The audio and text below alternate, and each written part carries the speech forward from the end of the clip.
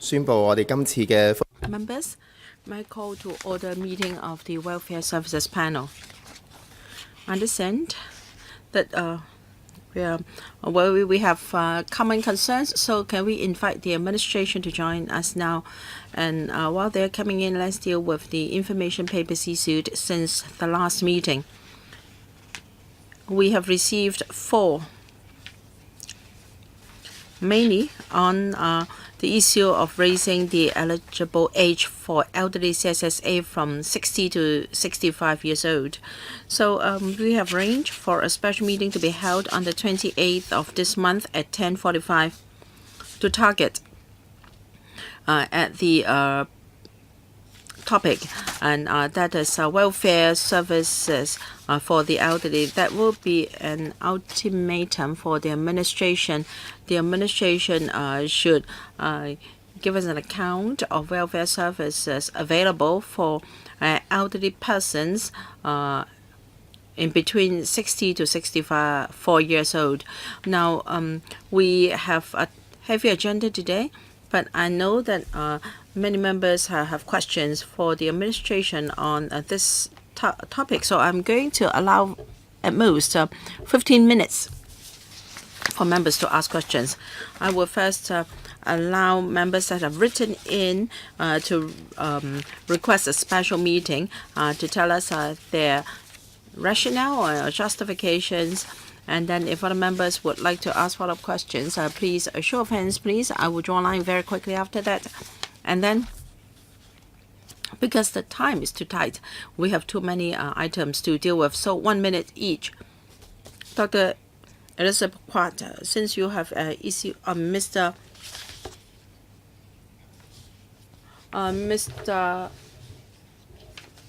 Wai-keung, you have written a letter on this. Well, in 2017, there was a review of the eligible age for elderly CSSA. Many members asked questions and moved motions. I'd like to know whether the Secretary has turned a deaf ear to all these and have decided to press ahead with this new proposal regardless of our objection. We have written to the Secretary there is no statutory retirement age in Hong Kong, and the support for self-reliance scheme hasn't been successful. Mr. Chung-hung, 1 minute. Chairman, the administration has raised the eligible age for elderly CSSA from 60 to 65. That is so heartless to the elderly. No consultation here in this council, and there is no political commitment at all. And the elders and the elderly have an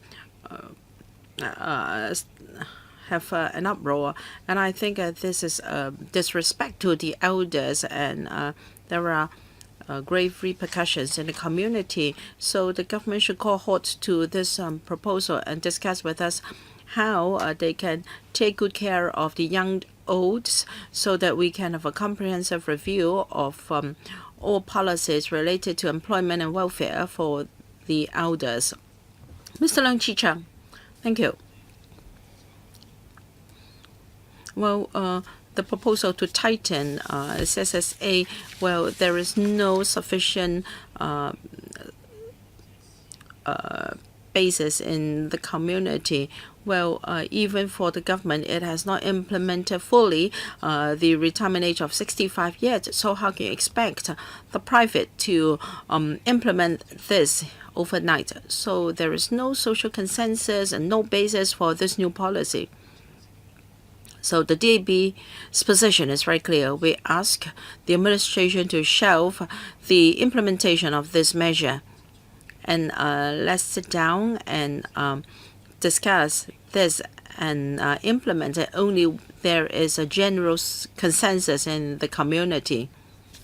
Mr. Andrew Wen has also written in. Thank you. The DP has always opposed the government's proposal, and I will not repeat what other members have spoken. I think the government has been rather heartless and has also caused repercussions in society. I urge the administration to call a halt to this at the 11th hour.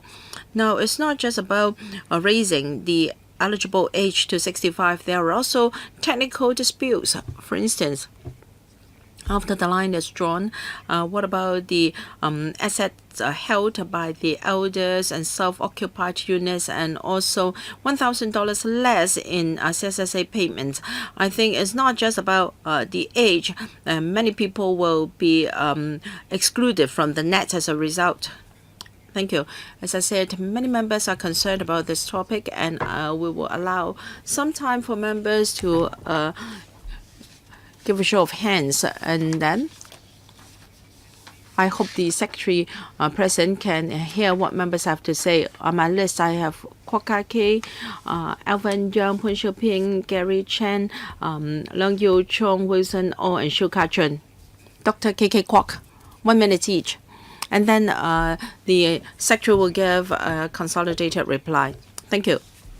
Rarely have I seen the government being so acting so rashly in such an important matter. Now, for elders, of course, it is good if they can continue to contribute to society if they are able to, but there is no sufficient consultation, no supporting measures to ensure or to assure the elders. So this is a crisis all of the government's making. The Secretary has been very adamant. Well, you want to save your face, but in fact, many elders in Hong Kong will be unfortunately affected. I hope the Secretary and the government can hear our objection, and please don't repeat or don't continue this way. You know, many elders who can work are still working more than 10 hours a day, cleaning public toilets and sweeping the streets, and this is already so tragic. The government is so cold-blooded. Mr. Alvin Young, I will not comment on the justifications, but this weekend I had an observation. Dr. Lam Chi-chung, an EXCO member, was at City Forum yesterday, and I think his position was not really consistent with that of the government. I'd like to know whether it is a collective decision of the government or is it just the Secretary's own will. I think this is not come out of the blue. At the last term of the Council, at the towards the end of the last term of government, there was some hinting of this. Well, I think EXCO members are not with you as Secretary, and also all political parties in this council also against you. I see no reason why you should be so insistent. The civic party is against this. Mr. Pun Xiuping. Thank you, Chairman. For the age bracket 60 to 64, it's not easy for them to seek employment. We do not have a statutory retirement age.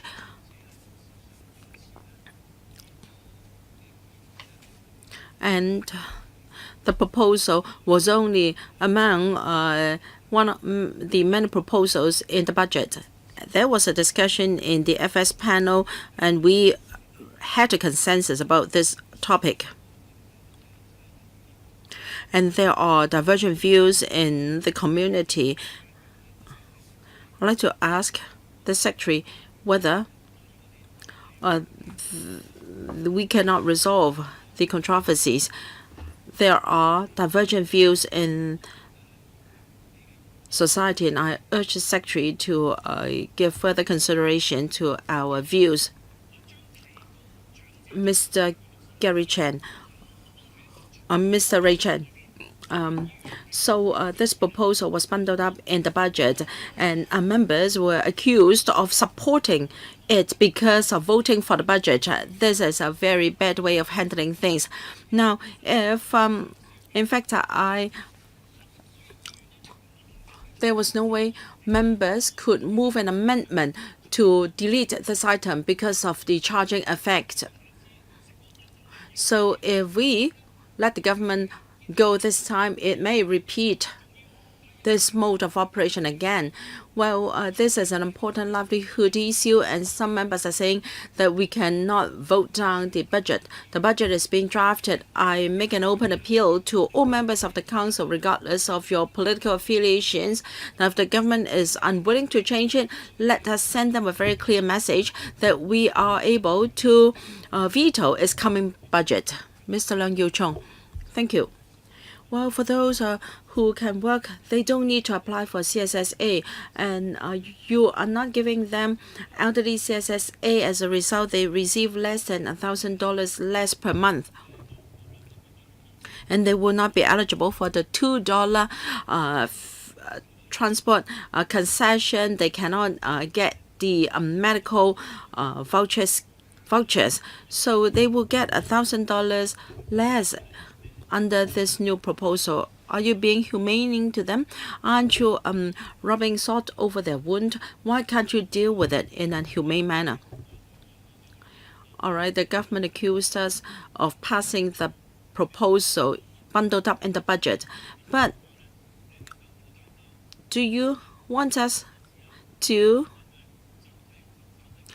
collectively vote down your budget?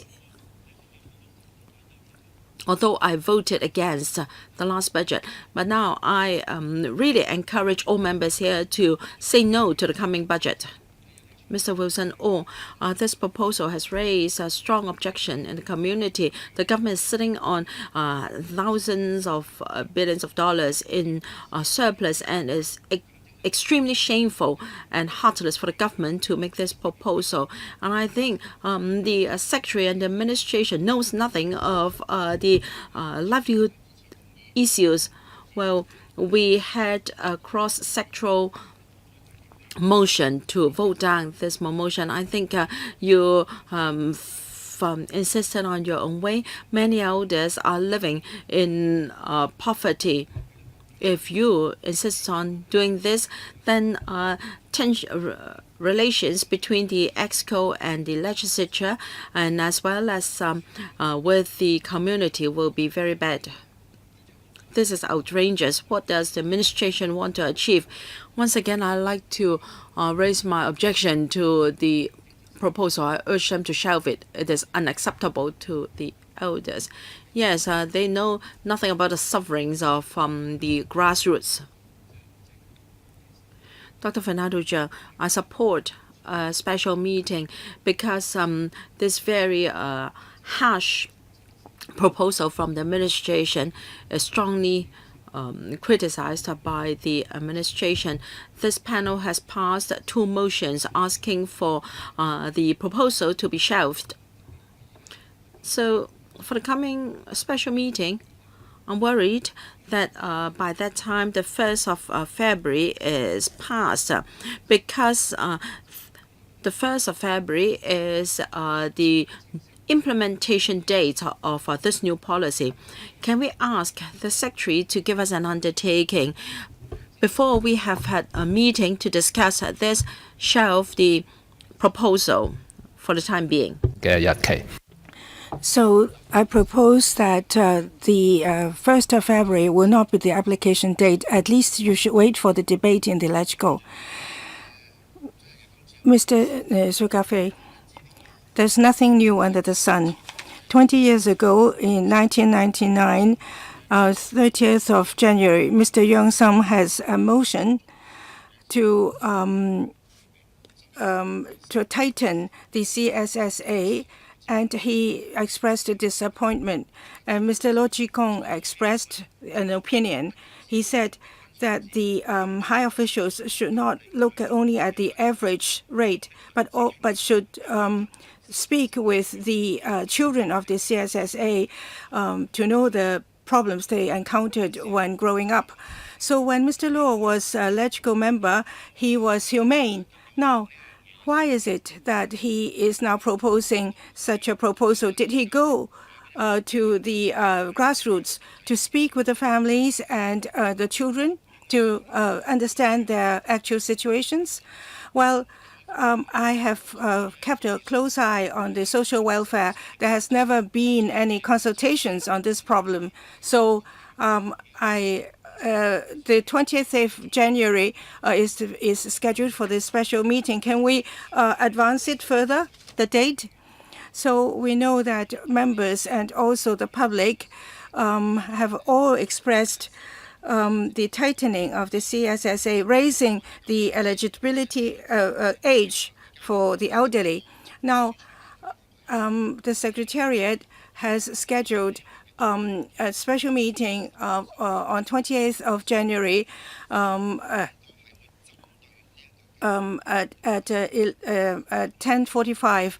So I'd like to call the secretary to attend this meeting, and this special meeting is the ultimatum to the government, so the administration, so that they would have another alternative before the 1st of February. Well, if the secretary, a detailed response will take a long time. Briefly speaking, policy-wise, the administration,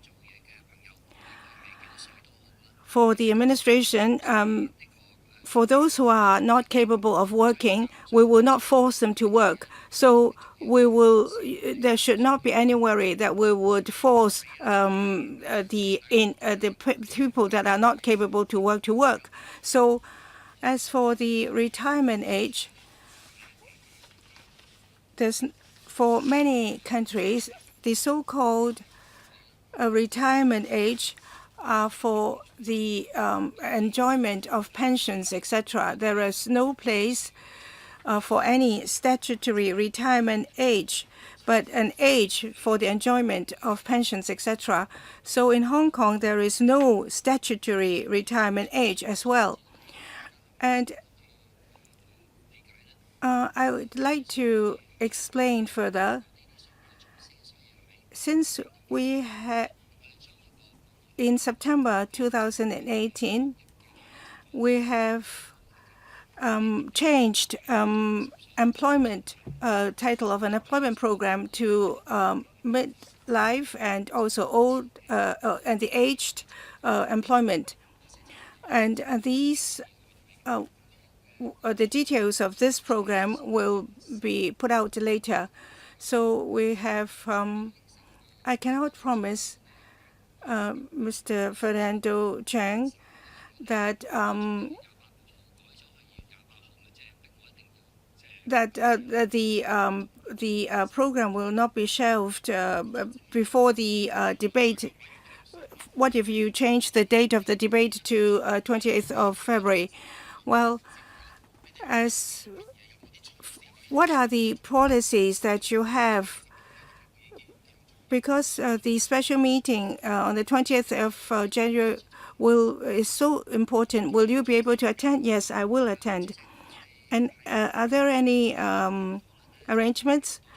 Well, since there are a lot of discussions on this matter, and there are also very specific proposals, in the past there are 4 against. However, in the past week, we have heard there are specific proposals, and we will look into the feasibility of such proposals, whether we can accept them policy-wise, or are there any proposals that are statutory?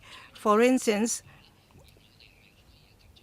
if there are arrangements that we can do without going through the statutory process, for instance, through the Financial Committee, we will take that into consideration. So how can we assist the elderly to look for employment? We will do so. We know, the Chairman, we understand that this is a matter that has been a matter of concern for all parties and for the public in Hong Kong. So, as Mr. Fernando Chang, would you apply the brake or postpone the implementation day of 1st of February? Well, this is not a meeting Specifically for the discussion of this matter, we have arranged a special meeting on the 28th of January, and the secretary will attend so we can raise questions there and have a better debate. So if you have any specific arrangements that you can put out, we'll hope to hear them at the special meeting. So for the outstanding items, for the 11th of February, we will discuss two items: policies on preventing abuse of elderly persons and of persons with intellectual disability, as well as review of supplements and special grants under the CSSA. And for the Mr. Kwokake, I understand that you will have an intellectual disability discussion at the next meeting. We note that there is an update of the moving of SHINE.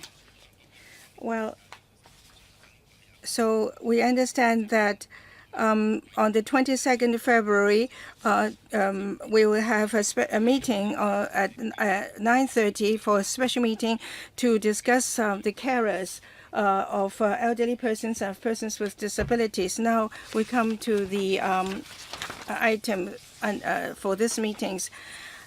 This one, the first one is the proposal to create a senior principal executive officer post in this SWD to head the new PD.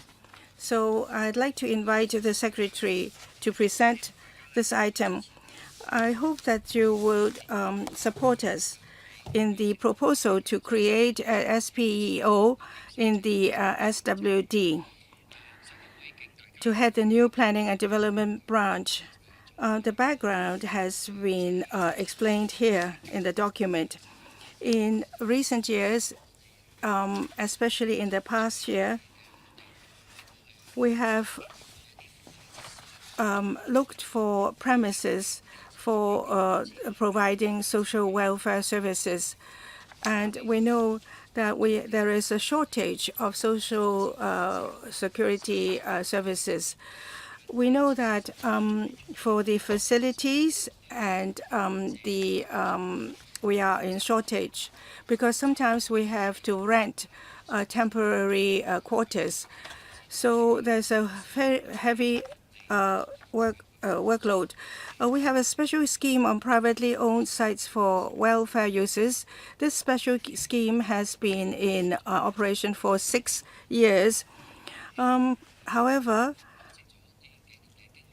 we hope that with the experience that we have garnered in the policy address, we would have the second phase of the special scheme. For those who are well-versed in the social services, as well as institutions engaged in that, very often they complain that our work has been rather slow, and is in particular for the development of social services, because there are lots of demand. So we think that the ADSW post is justified.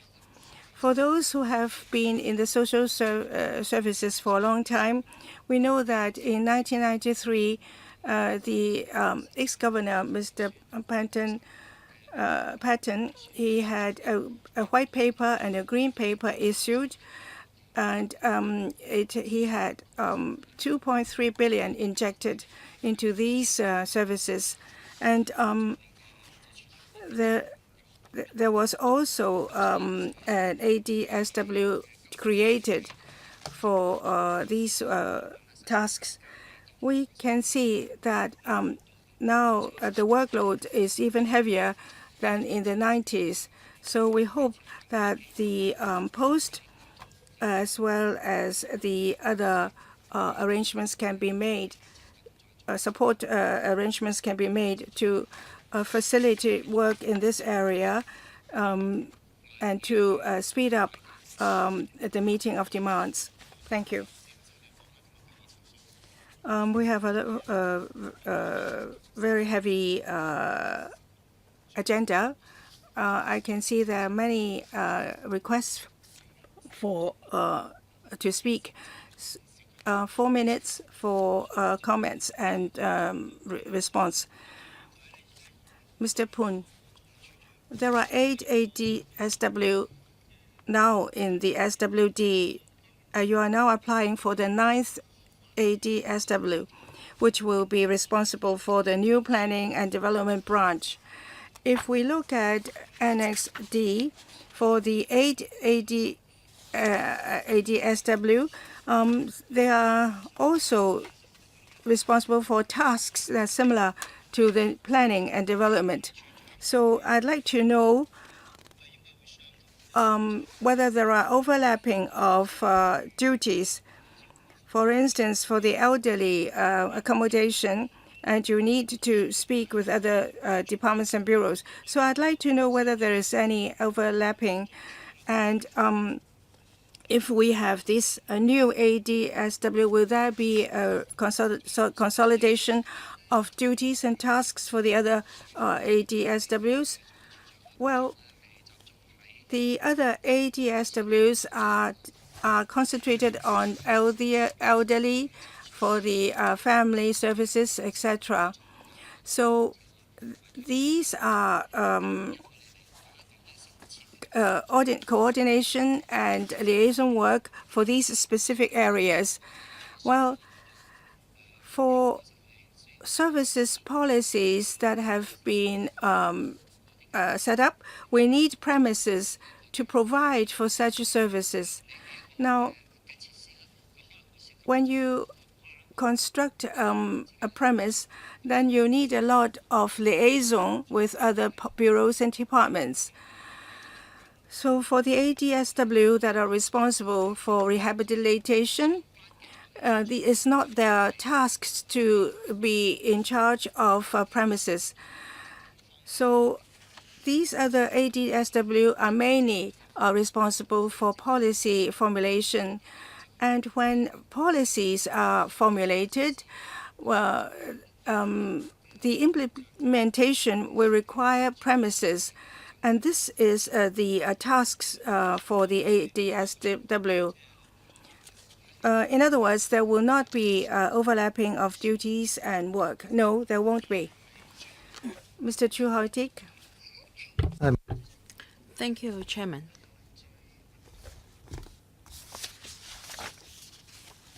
I'm interested in para 3B, and that is to include welfare facilities in land sale sites.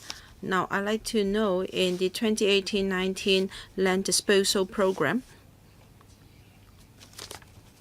have we got examples of including social welfare facilities in the land lease? You may not be able to give me the information now, but please do so after the meeting. And usually, welfare services are linked with residential developments. Recently, there is an example involving the Health and Welfare Bureau in a commercial complex in Chung-hung, 100,000 square feet has been reserved for construction of a market. This is quite an innovative idea. Close to 1/3 of the GFA of that commercial building is earmarked for a public facility. So if you are going to create a new post and you want to cooperate with the Development Bureau in a more aggressive manner, can you tell us whether you will follow the example of the Food and Health Bureau, and that is you can use sites sold not just for residential purposes? Will you have facilities as massive as the public market planned for the new development in Chung-hung? And we know that in NDAs there will be welfare facilities included in the land lease. Yes,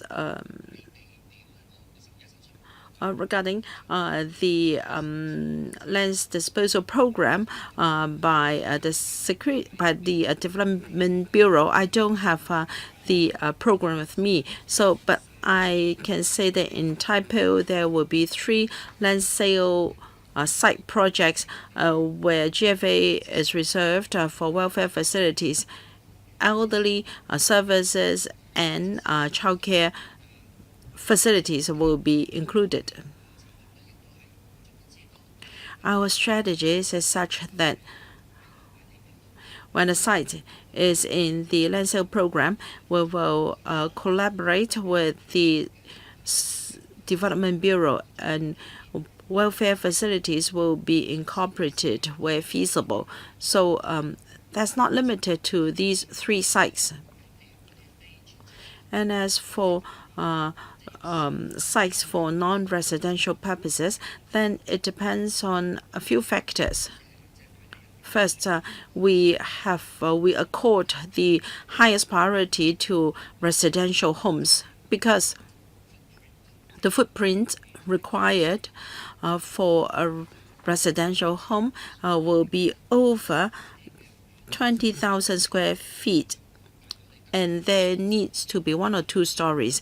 If the footprint is only 8,000 square feet, for instance, then a few stories will be needed, and that is not good for cooperation. So residential sites may be more convenient. In a commercial site, we don't rule out the possibility of housing community services that may require 3,000 to 5,000 square feet. That is more flexible. Where the opportunity arises, we do so. There are views that in addition to GIC sites, we can consider using sites for commercial and even industrial uses. So we're exploring the feasibility. Thank you. Dr. Fernando Cheung. Thank you, Chairman. The Secretary talked about those require for residential or elderly homes. Yes, if we just look at this, I am quite worried. According to the administration, if we need a site for elderly homes, the footprint will have to be over 20,000 square feet. I think he is talking about those with over 100 places for the sake of cost effectiveness. I think he might want one with 1,000 places, but these are not commodities. They are people. In fact, we don't prefer homes, and if we are forced to live in an elderly home, we want it to be like a home, and it should not be like a prison. So if the SPEO post to be created will only consider cost effectiveness in planning and development, then there is cause for worry. There are now 8 ADs already. The new post will have to implement the Elderly Services Program Plan, the Hong Kong Rehabilitation Program, and also the long-term development of childcare services. Now we have an AD under family services, one under rehabilitation, so on and so forth. So for the planning, implementation of planning and development, these respective ADs should be responsible. We want them to implement the services in a people-oriented manner. Now you are going to create a new branch to be headed by a new AD, and then he or she is going to tackle this problem from an administrative perspective. After all, this AD is an SPEO. I'm worried that he will just consider the statistics in providing social welfare services. Will this AD adopt the mindset of an administrative officer? So long as the plan works on paper, that's good enough. It's really necessary to have this AD, given that the SWD has a big establishment already, and I don't see any necessity for having a new branch. And as for updating the Hong Kong PSG, well, this alone has been going on for more than a year, and then the ESPP was submitted to the administration in the middle of last year, and it has taken so long for the requirements to be included into the Hong Kong PSG. So are we so inefficient that we need another AD? Secretary, I think there is some misunderstanding on the part of Mr. Cheung. Now we have ADs responsible for different areas, but they are not responsible for the construction of facilities for provision of these services. For instance, this AD is not responsible for implementing the ESPP. There is no overlapping of duties among the ADs. For instance, we need more than a dozen new residential care homes for the elderly.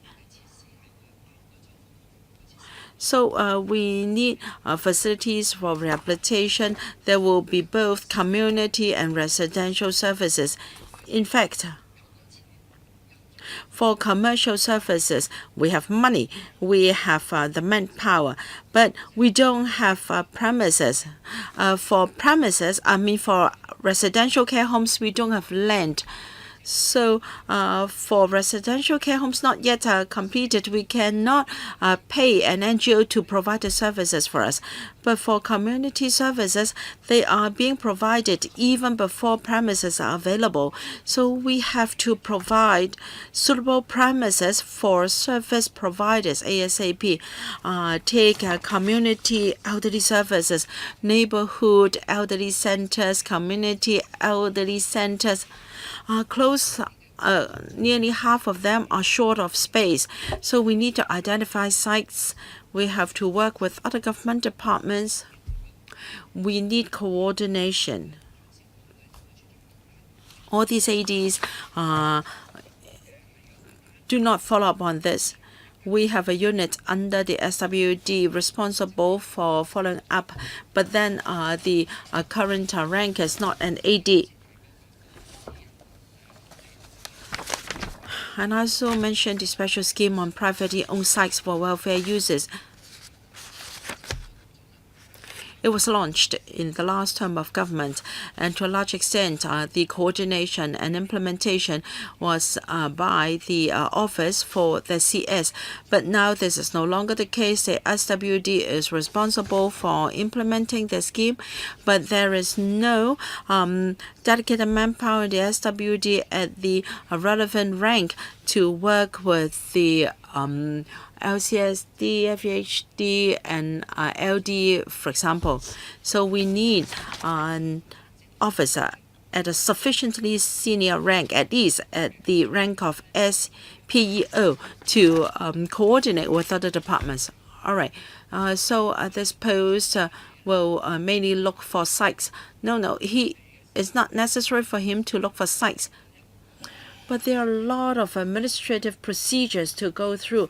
We need a senior ranking officer to lead a team to coordinate with other departments. I will wait for my second round. I wonder why the work is not being done by the Bureau but by the department.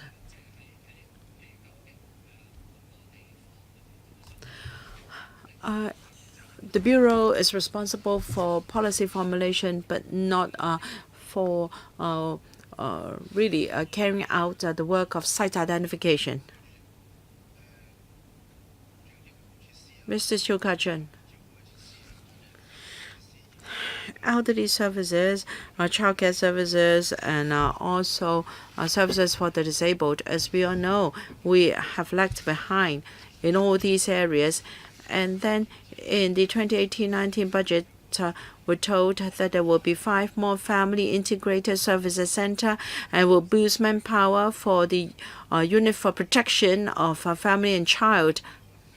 And we're told the 5 centers will be set up for these services. Even though funding is approved, they have not even completed the tendering exercise. So they are rather backward, slow, and what's the point of giving them money?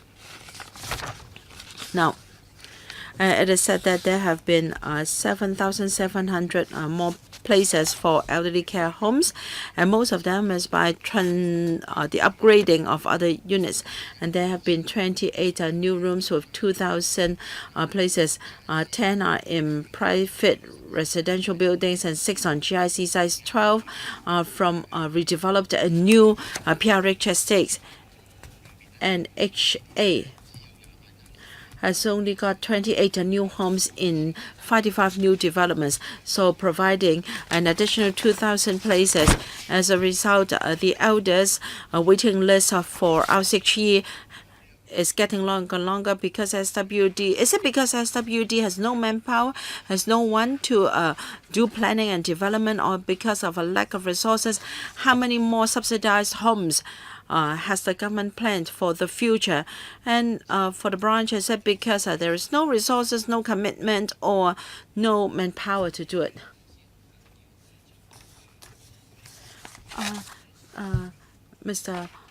The member has lumped many historical developments into this issue. In fact, in this panel and on other occasions, I've said that now we may be able to have 2 new RCHEs commissioned, but the groundwork was done maybe 10 or 12 years ago, and now we can have 2 new RCHEs.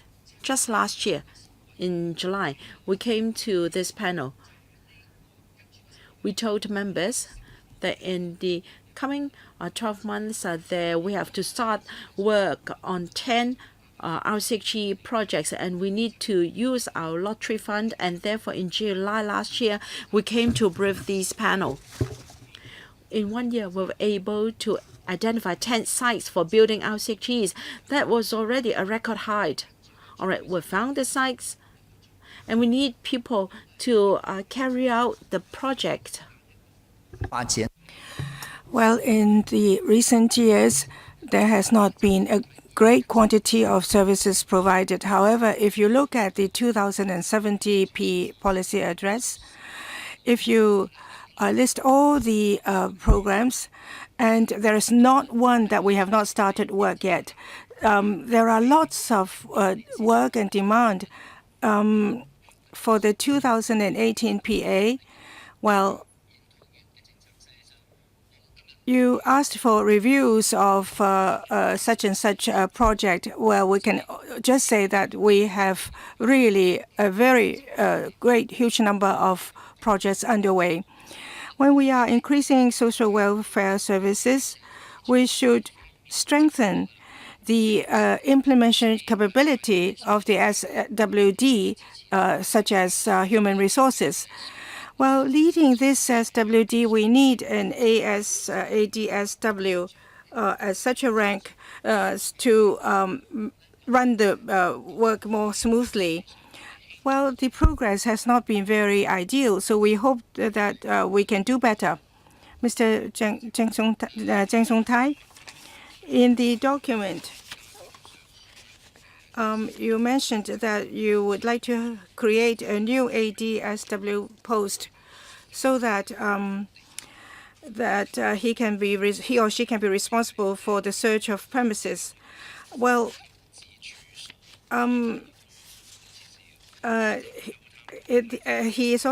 this person is also responsible for the purchases of premises as well as the fitting out. So I'd like to ask, for the purchases of premises to provide for services, do you have more materials or clearer guidance? What are the premises that you would consider? Well, you have to be careful of the working for private interests as you are buying premises. If such case would appear, that would be very embarrassing.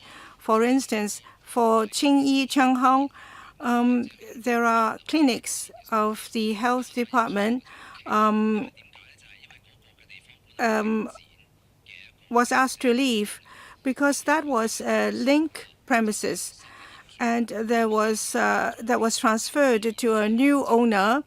So the rates of rent has been such that such a government institution had to leave. So when we sold the premises to the link, so now we are faced with a shortage of premises, and perhaps we would need to buy back. So I would like to know the direction that you would take for the purchases of premises. For instance, for Tinshui Wei, now that is a hotel.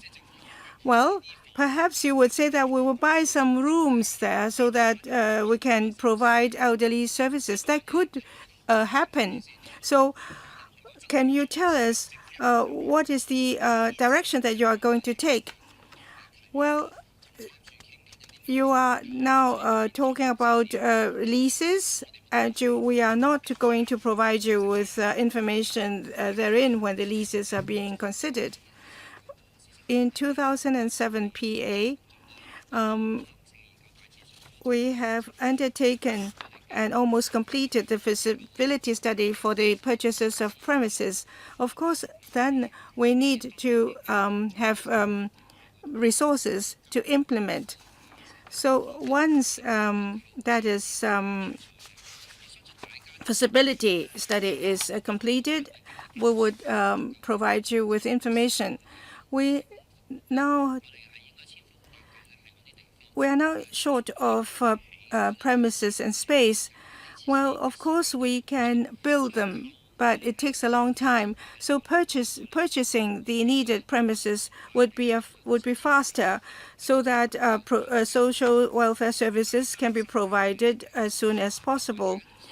Well, in the government property agency, very often they would buy commercial buildings for government use, and this is not something new.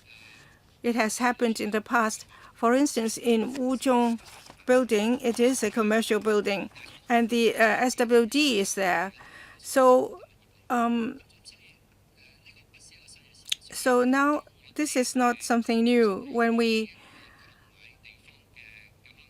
complete the feasibility study, and when we have the resources, we will have a special task force, including SWD, the property agency, and the CSSA, so that we will assure that we will have very clear principles and guidelines for the purchase of private premises. Mr. Chung-hung, well, the ADSWD that is created will be the head of the new planning and development branch. The secretary said that we don't really lack resources, but we lack personnel and also the space. So the NGOs have proposed 60 projects. There are only 8 now being implemented. Even if we include the feasibility studies, then there are 12, which makes a total of 20. So that's only 1/3. So I'd like to know what is the progress of the remaining 2/3. And if we have this new ADSWD, what would be the acceleration that you envisage? Would there be a performance evaluation for this post? How much this person can solve the shortage of premises? Well, identification of sites. The SWD is coordinating with the Lands Department as well as the Property Agency. When sites available, we will aggressively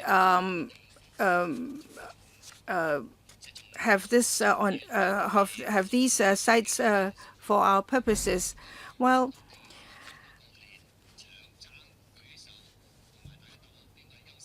competing for a site is something. However,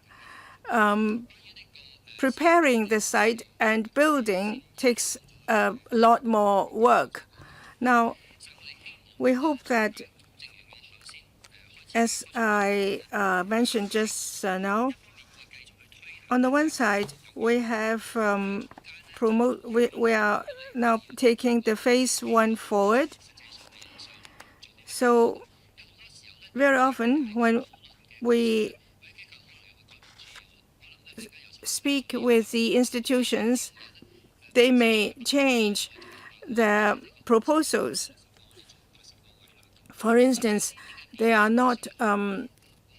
They may change the number of target servicing from 100 to 60. So very often, we would like to speed up. However, you have to understand that the NGOs, even though they have a site, but they don't have a specialist to undertake the development.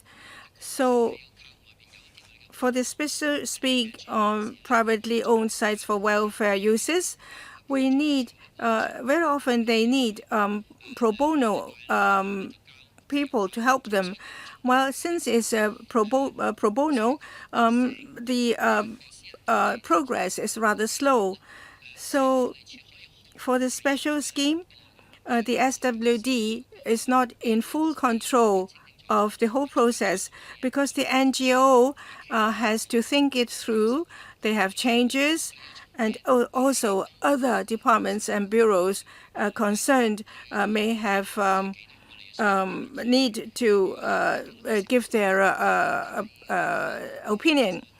And for instance, for the lease may have other uses before. And if we want to do it for welfare uses, well, this has to do with the change of the lease, which would fall into the remit of Lands Department.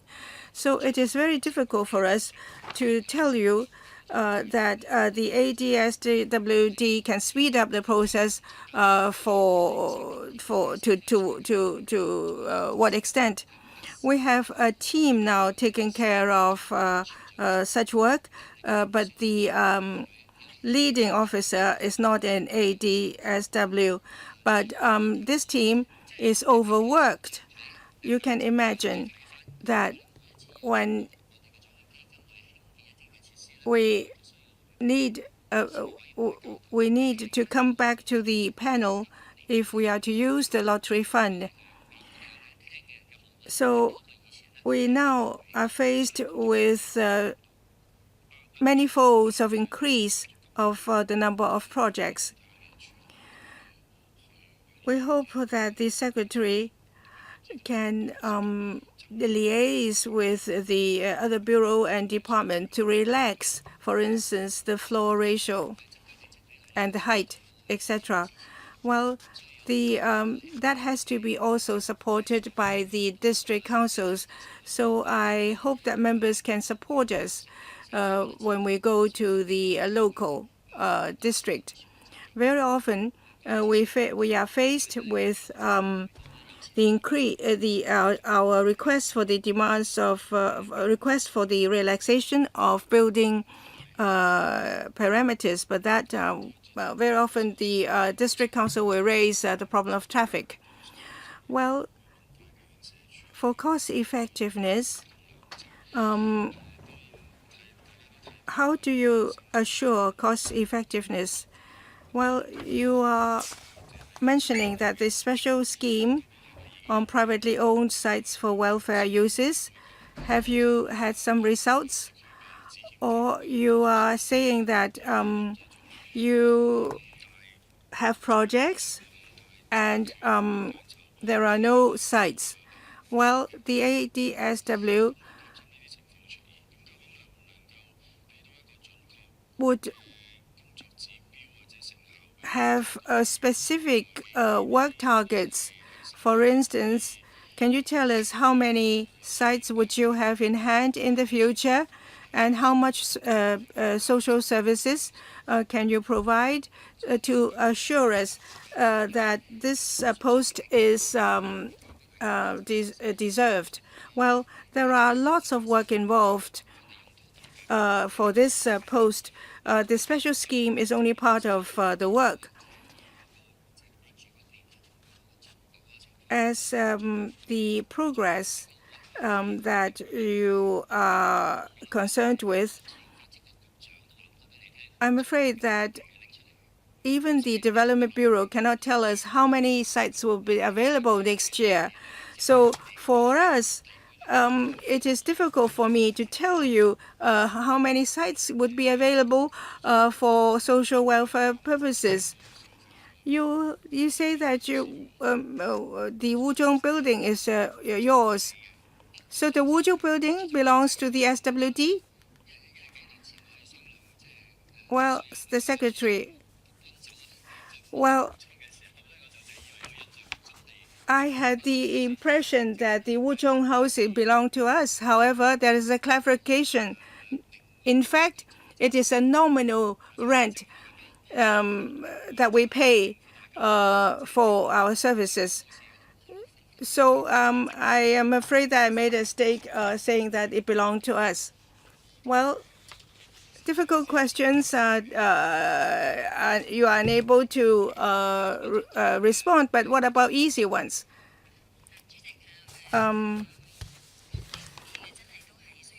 director, yes, that we have to look into cost effectiveness. And in 2 years, we will come back to you for the creation of this ADSW and the work done.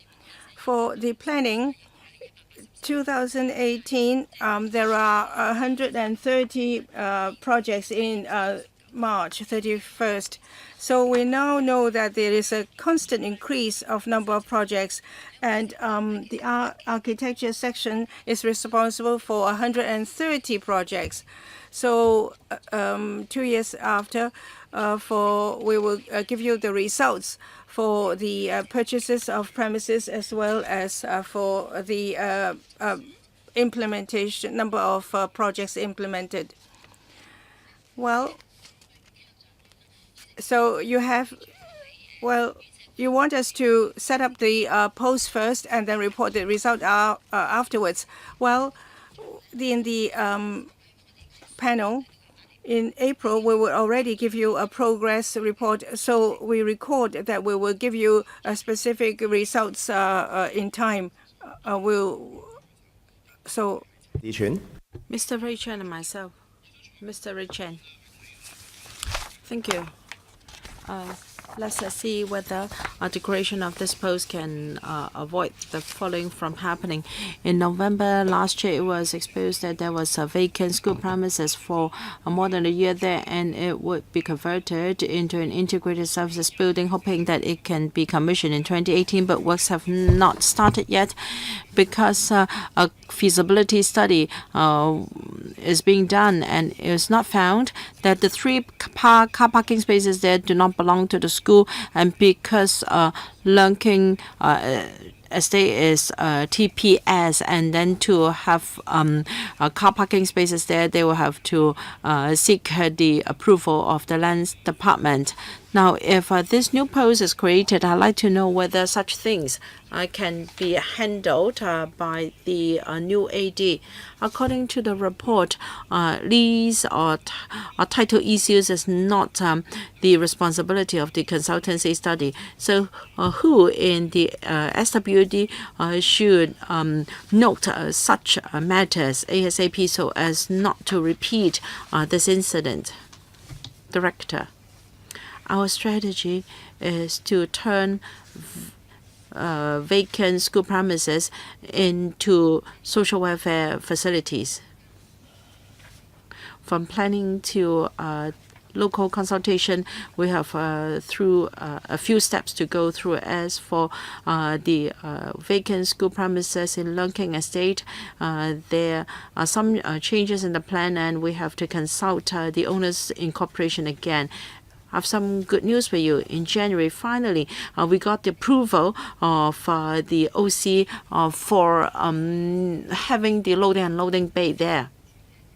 And we have already submitted an application for exemption in the use, change in land use. And then the lotteries fund approved the funding application.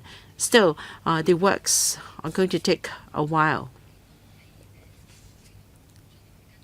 So we will follow up each and every step in the process. But because so many units are involved, should there be any alteration in the layout, we have to consult the relevant departments as well as the local community. Secretary, indeed, even though we have a new post, there is no guarantee that there will be no omissions or oversight in all matters 100%. But we believe with this new post, it can lead a team of officers to enhance coordination of the departments, and the scenario referred to by Mr. Chen could be avoided as far as possible. That means the future officer here should be responsible for overseeing such things. Well, even now there is someone responsible, but he is not at the rank of an AD. And then who is responsible? We have a chief executive officer. So will having a new AD be better because he is at a more senior rank? Now, the deputy director is responsible for so many things, and he may not be able to attend to such details. With a dedicated AD, maybe things could be better. Of course, I cannot say that there will be no oversight 100%, but I believe things will be much improved. Dr. KWOK. In fact, it's good to have someone to improve the planning and development of social welfare facilities. So according to the secretary, no undertaking can be given. He only expects things to be better. I'd like to know whether there will be to play safe. Perhaps we should have temporary exnumerary posts to see whether it is in fact effective. For instance, you have a chief EO looking after that. And for a management of premises, perhaps a chief property management officer will be better.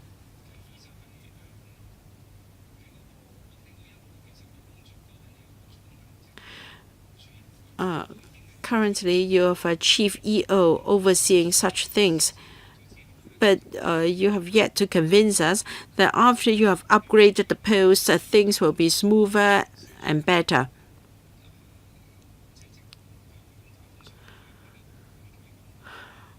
When the post is to be created, usually there will be clear objectives. For instance, for projects waiting under the lotteries fund, the completion time will be this and that, and the target completion date for a particular facility will be this and that. We've been asking, but we have yet to hear any performance indicators from you. I'm a bit worried. If you cannot give us any undertaking, I wonder whether an extraordinary post should be established first. Well, we are not just creating one single post. We will boost the manpower support. As the director said, we have hundreds of projects in the pipeline, and you can imagine the workload. We need an assistant director to lead the team. Take the special scheme as an example. There are many issues related to land matters and land planning.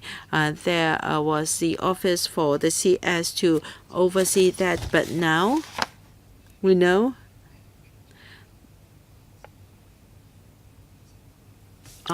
the leader of the special unit in the office for the CS was a D3 officer, but now we're asking for a D2 officer only.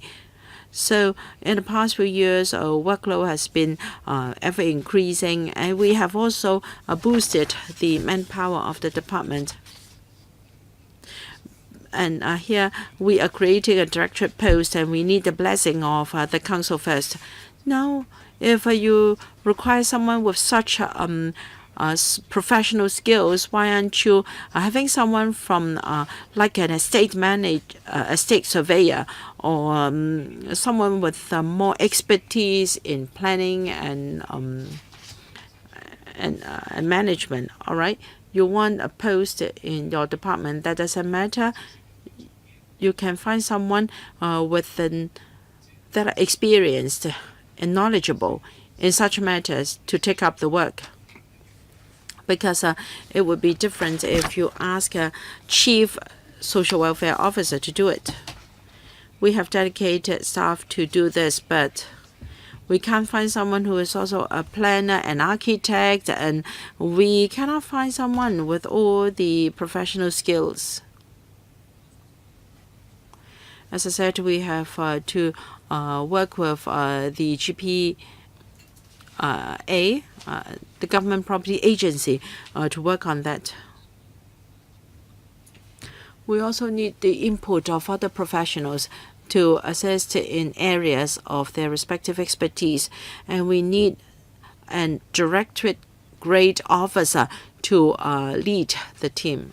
All right, I'll draw a line for the second team. All right. My turn in the first round. Last year, we followed up on the case of Caroline Hill at the Finance Committee meeting. It has got 17,000 square meters for a district court and also for other developments. Now, if we have an AD, new AD,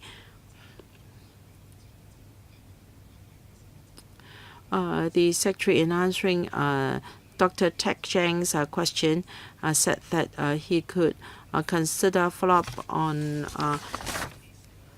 prevalent. Now, for the case I just quoted, it is being planned. If we have a new AD, will he have more bargaining power?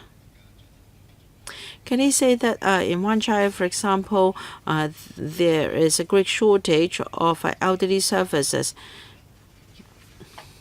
Will they be able to acquire land in a site not yet planned or zoned for provision of your services? Well, of course, at a community level, when there is a new project, the local community will be concerned. The assistant director concerned will also be concerned. And then the AD and also the DD may chip in to help And then sometimes they may ask me to give them a hand. So, Chairman, you mentioned other private developments. We may want the developer to house some welfare facilities for us, and I may have to give the developer a call to lobby him into housing some welfare facilities in his new development.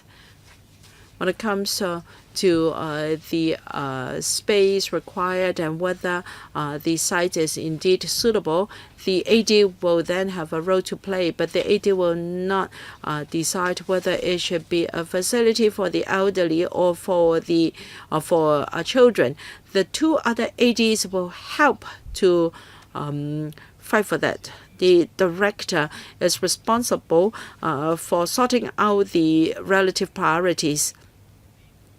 So you have to understand that when a site is zoned for commercial use, you have to understand that when the site is in the hands of a private developer, it seems rather difficult to lobby him into housing welfare facilities. Perhaps the director in the front line may have some ideas on this. Do you think it is possible to acquire sites for welfare facilities? Once the post is upgraded to an AD, I think this situation will be much better.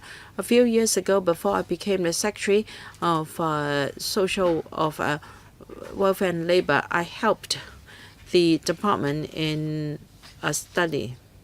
I understand that some of the officials concerned may not be senior enough. They have to ask ADs responsible for provision of services. And if the other party responds too slowly, then the opportunity will be lost. But now this AD is of a very senior ranking officer. I think he can be more proactive because he knows the shortage in services within the SWD. For instance, here we have 7,000 square feet, and it may suit the need of a certain type of service in the past.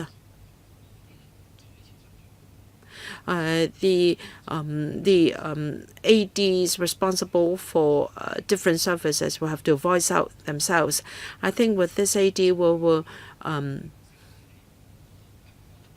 be able will be more able to secure sites for services needed. Right, Dr. Fernando, the second round. Thank you. If we approve this new post, the prerequisite is for the SWD and LWB to ensure that the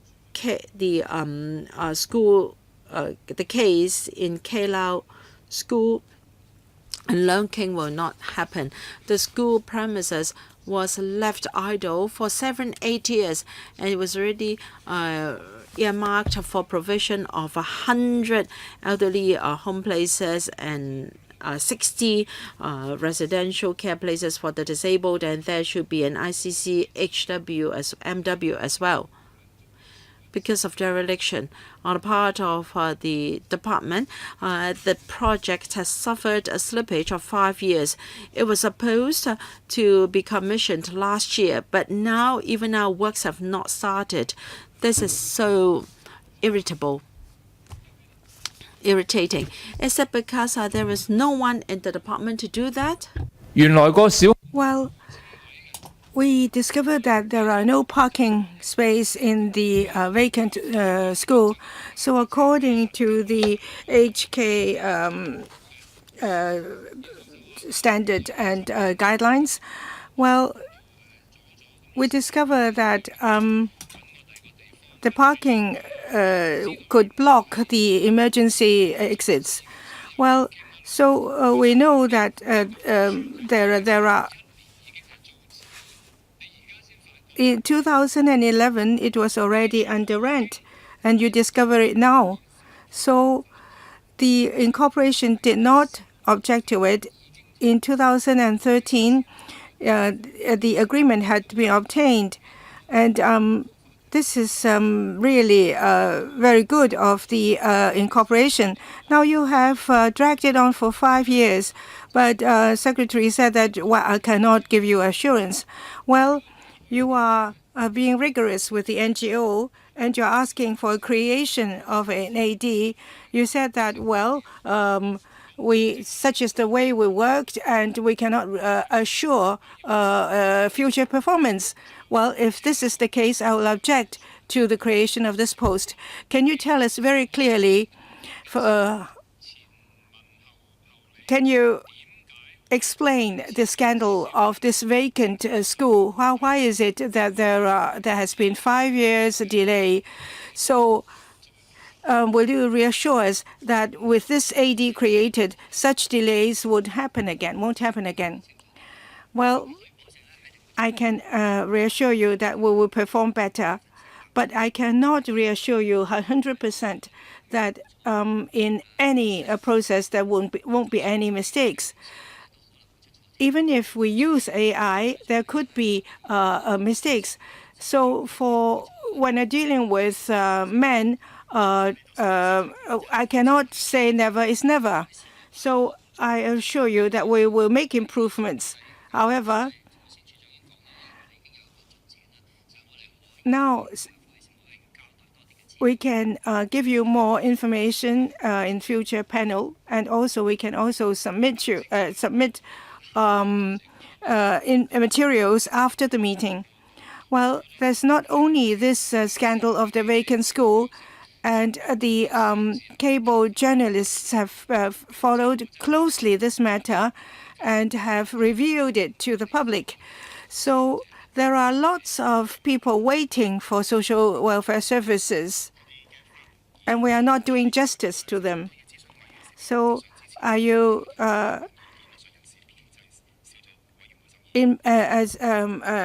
agree in principle that this will be transferred to the Financial Committee? Mr. Fernando Jan, we will wait for the information first. Would the panel support us so that we can transfer it to the Establishment Committee, Chairman? So we will. In principle, the members would support you at the support the debate in the Establishment Committee once we have received written information from you.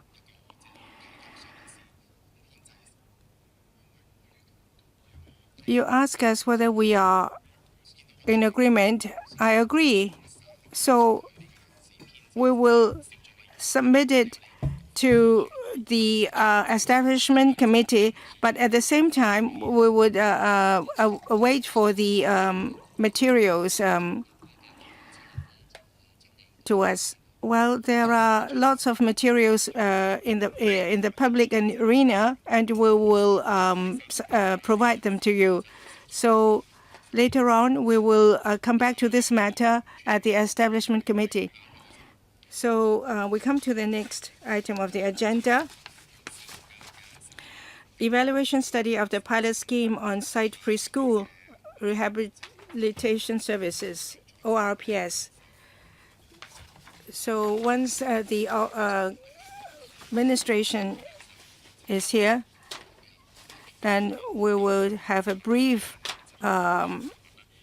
presentation of this item. We will have a 3-minute time limit for comments and response.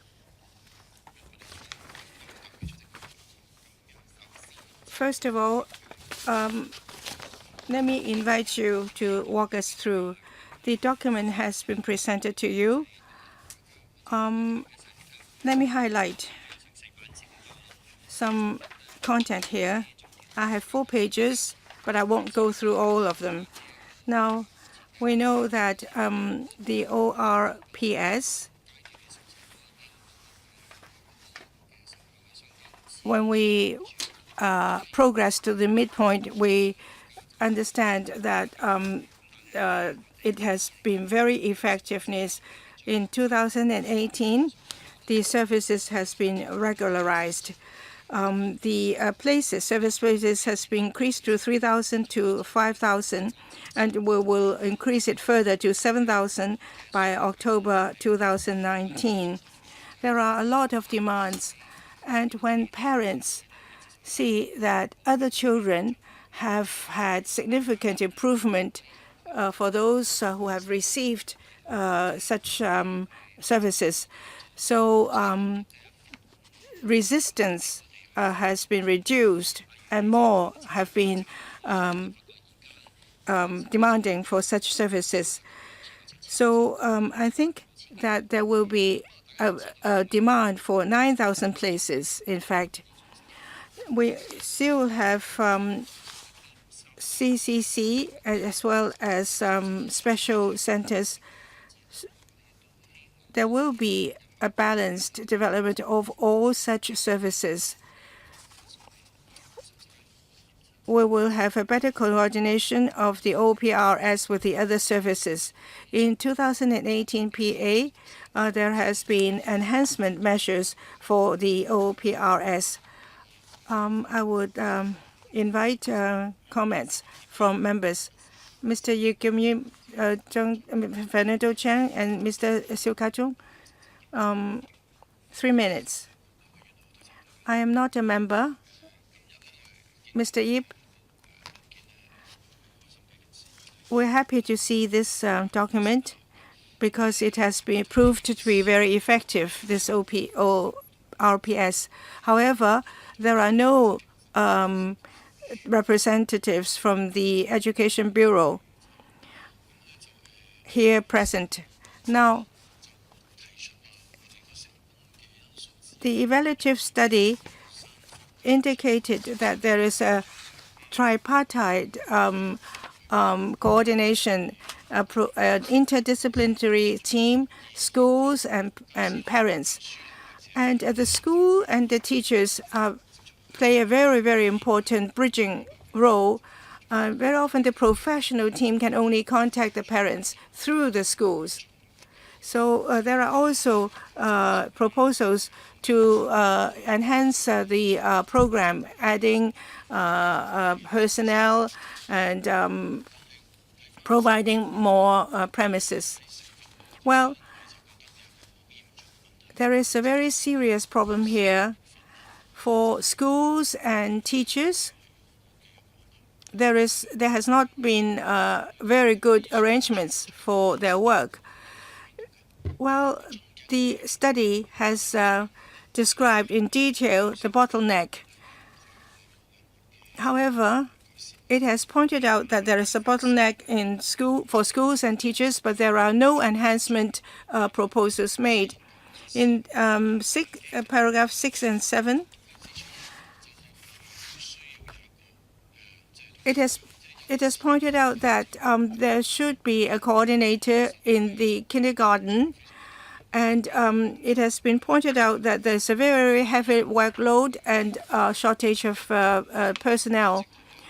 Now, there is Annex E in the evaluative study suggesting a coordinator with 25 duties. However, in the document, this coordinator is not mentioned. Is it because the Education Bureau is not part of it? Or is it that the Education Bureau has another view that no further enhancement is necessary? Education Bureau has also received this report. For support to teachers and training of teachers, we rely on the Education Bureau's assistance. However, as for the coordination, we are still studying whether it should be part of our work or part of our work for the Education Bureau. Kindergarten size varies from 50 to 1,000 pupils, and very often it's about 500 pupils. So these situations vary with the secondary schools. Very often, secondary schools have more pupils, but the KGs have a different number of pupils in different KGs. Now, we have another task of providing social worker service to the kindergartens. If this social worker faced with 50 pupil or 500 pupil KGs, this social worker has a different workload. Now, we will start this pilot scheme in KGs if for the pilot scheme of social worker in the KGs. The social worker is responsible for the social work in the KG, and whether he or she would also be responsible for special needs. So we are now looking into the coordination in this respect. Mr. Michael Tin, this ORPS is indeed a good thing. I have received a lot of positive feedback. Well, so the evaluative study would take 2 years, and the training would take another 2 years. But now the evaluative study has been compressed to 6 months. You are now regularizing this ORPS, and I think it is indeed a very good work that we should go all out to support. Apart from the what is reflected in the document, the most serious problem is a matter of space, and the NGO is forking out of their own pocket to serve more. Well, the NGOs have come to us, and they would like to have some assistance in the renting of premises for increased services. You have mobile services. Well, how many mobile services do you have? And what are the places that you can take care of by these mobile services? I have raised 3 issues, but I'm afraid you might not be able to answer all of them here and now. Do you have a subsidy for these NGOs to rent spaces for increased services for the ORPS? And temporarily speaking, what are the services that you can give them? We have, Secretary, we have already given them assistance. However, we also hope that there is to be some degree of permanence. So premise is important. And in the last item, we have already pointed out that in 2017 PA, we are thinking of purchasing premises. So the feasibility study is now being completed, and we would make it public soon. And when purchasing premises, we would also take into account the ORPS needs. Because it's faster to buy than to build our own premises.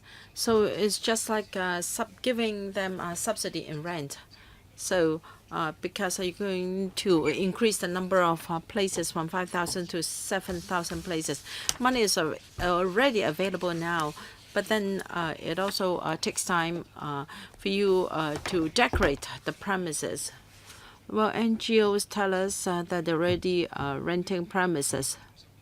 And I think you don't have a timetable for the mobile training centers yet. Well, we hope to complete the expiration in this year. All right, we have promised to do that in the policy address. We've already got the money. So we're going to do it. So please take this into account. It's best if you can acquire sites. I don't want to hear NGOs are saying that they take money out of the bucket to lease premises, to rent premises. No, we give them subsidies. Mr. Poon Shilping, yes, we should give the training needed by kids. And we welcome the increase of a number of places from 3,000 to 7,000. And I don't know what is the basis for setting it at 7,000. And according to the paper, you have a manpower problem with interdisciplinary service teams. You say they're going to boost the establishment. There will be speech therapists. You will add social workers and also even drivers and also activity assistants. And you will also increase the number of PTs and OTs. I'd like to know the total increase in different categories of personnel. For instance, what will be the additional number of speech therapists you're going to add? And can you ensure that you have sufficient manpower to cope with the service needs? Paragraph 11 of the paper says that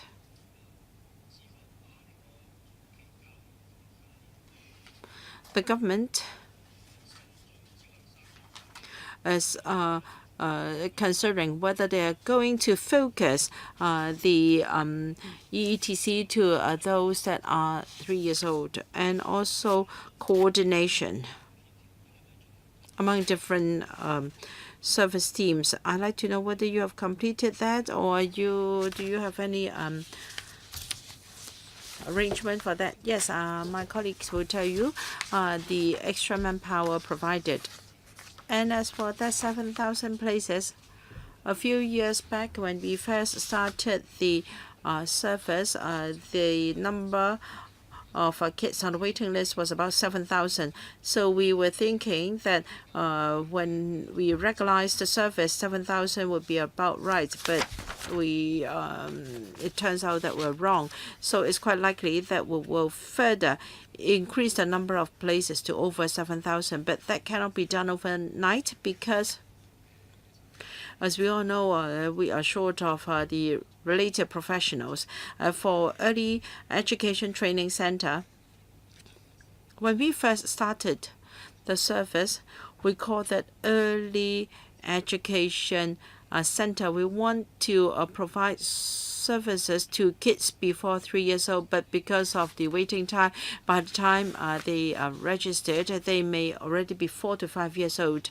So when we have more services, we can return to the original plan of EETC, but then coordination is needed.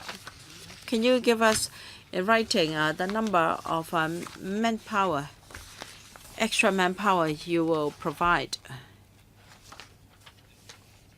We have to wait until the end of February before that is available. Mr. Leung Yiu-chung, for students with special education needs, there is a golden time for the services to be provided. If the intervention is given at the critical time, then it can be more effective. So the earlier resources available to help, the better. Unfortunately, assessment is only provided at P1 and P2. And for the comprehensive assessment, it can only be done at 4 years old. If it can be advanced to 2 or 3 years old, then it can even be more effective. But can that be done? If not, can we have the reasons? Can you advance the age of comprehensive assessment for child, please? Even though you're going to do it at 4, the waiting time is too long. Do you offer support before assessment or assessment before support? If a case is not confirmed, if no support is given before a case is confirmed, this is not desirable. And if a child has to wait for a long time before assessment is done, then no support can be granted beforehand, then it is undesirable. So many parents would like the assessment to take place earlier and to have some kind of support even before that. And now I turn to manpower.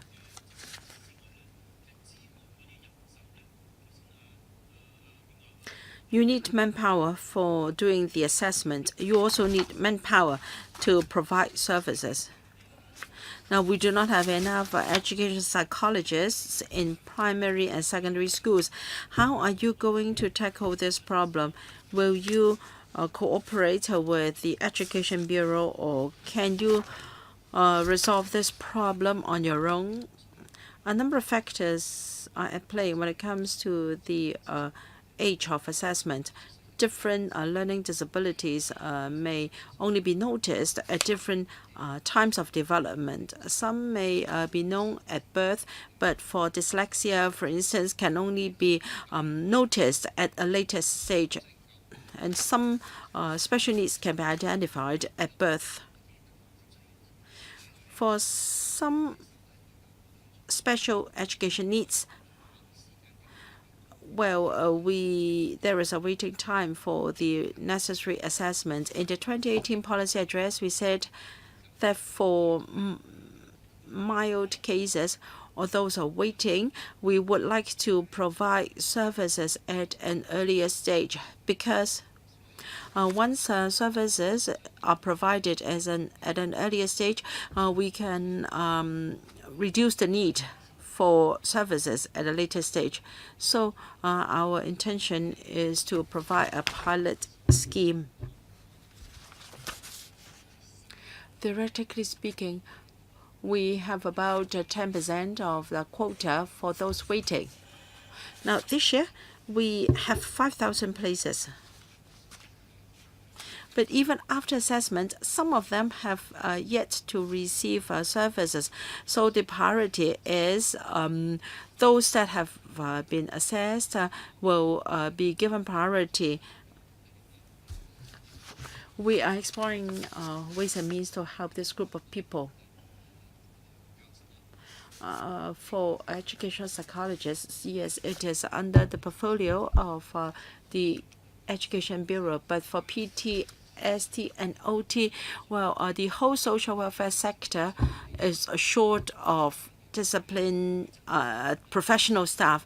We are enhancing resources for institutions to offer master programs, so that 1 or 2 years from now we'll be able to have new manpower to help. Dr. Fernando, the government's policy is to ensure early identification and early intervention. This is a joke. Indeed, this pilot scheme was intended to achieve this objective, and this policy is worthy of our commendation. Carrie Lam boasted of achieving zero waiting time, but as the Secretary said, this is yet to be attained. So can the Secretary tell us when we can really have zero waiting time for this service? And for those with greater needs, for kids that need special child care places, this scheme is not going to help. This scheme can only help those in mainstream KGs or integrated KGs.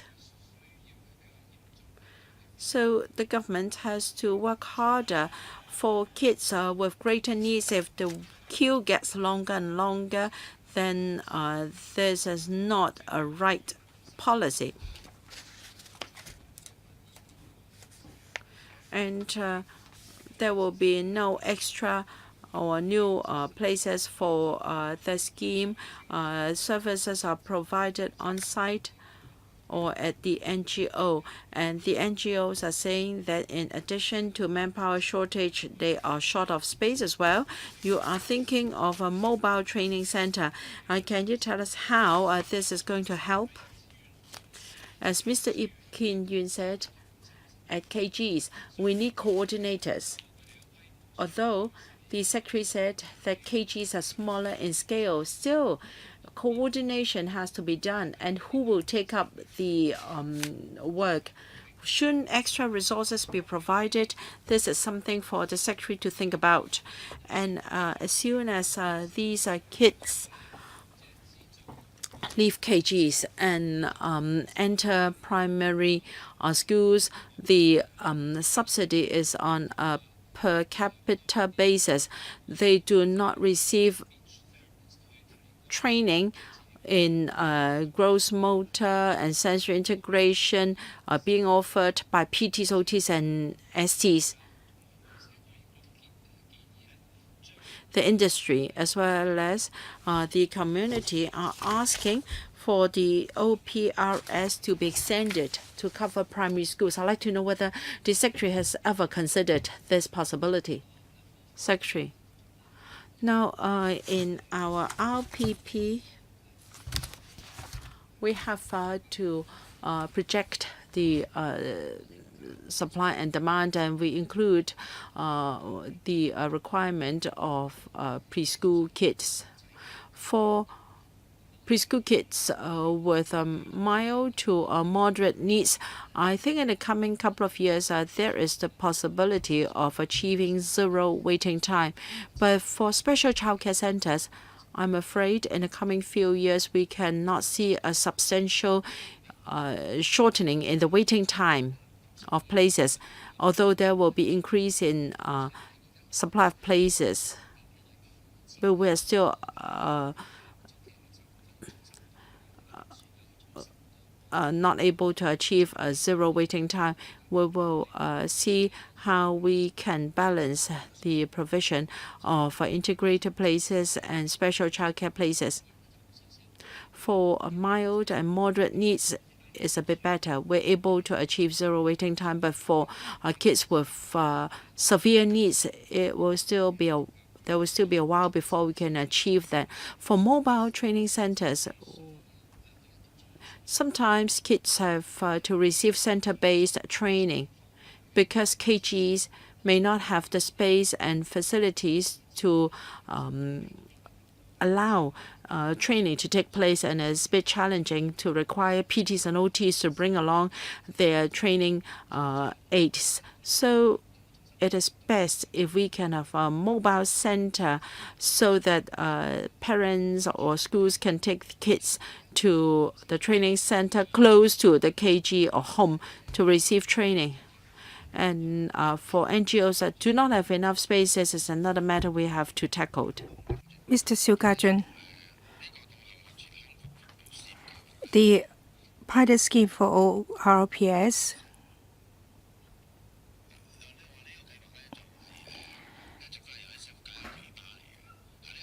it is a very unique phenomenon because the pilot scheme has not be completed, but it has already been regularized. So the chief executive can, when she has the will, she can skip a lot of steps.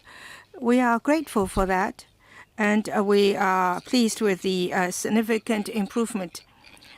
But we have to look at the overall figures to have a cool-headed appraisal. So for 2 to 6 children that are in need, you have explained that there have been 7,000 waiting lists. But do you have And we understand how you calculated the 7,000. However, for those who are not on the waiting list, are there any alternative services as a stopgap measure? Well, what is the staffing for the professional team? What are the specific combination and composition of these teams? Do we have to wait till February? Secretary, we need to have more details before we can come back to you. As for the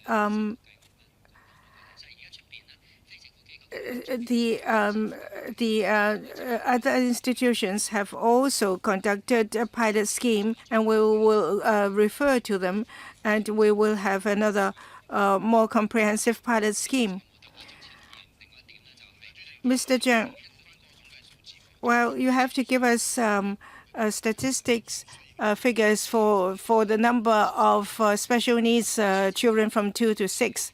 We have these figures. How many are enjoying the services? How many are waiting for the services? I cannot give you offhand, and but we will give them to you afterwards. In the PA, from KG to the primary school, there is a transition. So in September, we had improved on the transition measures. We are now still exploring how that can be bridged more smoothly. What services can be made available at the primary school level. Mr. Tam, as for the service places being increased from 3,000 to 7,000, that's an improvement. However, of course, the sooner they get the services, the better for the children. And for the parents, assistance center will be increased from 6 to 19. And the increase will come into effect as from the beginning of 2019. And when will be the target of 19 be reached? How much time do we have to wait? Because carers have a lot of pressure.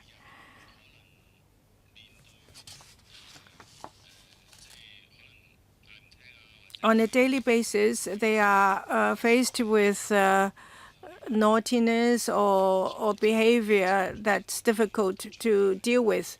So when will these support center be made available? From increasing these centers to 6 to 19, that has been a target stated by the PA, 2017 PA. So there will also be another 57 projects in the new policy address. As for the timetable, I'll ask the Assistant Director to respond. We are now adding 6 support centers, and next year we will have another 7 centers. So the target of 19 will be reached by 2 years, in 2 years. I would like to extend 15 minutes our meeting. Now it's my turn to raise questions. For the consultations, have you consulted the professionals, for instance, the therapists? Well, the sector has said that not much consultation has been made with us. And some elderly homes would need speech therapists as well. So have you consulted the therapists or these support centers? Yes, we did. Secretary. Well, of course, not all speech therapists have been consulted. We do have selection. Well, for the sector itself, for the allocation of resources,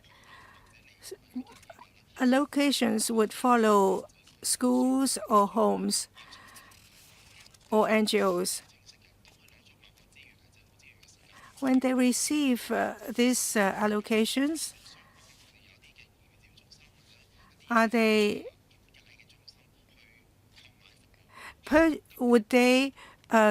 use the resources to purchase these therapist services?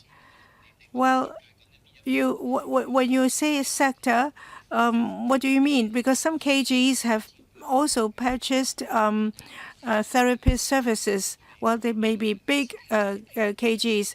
Well, we directly recruit these therapists. Well, if they have a problem, they could outsource it. Well, there is a waiting list for speech therapy because we need to look for therapists to provide services.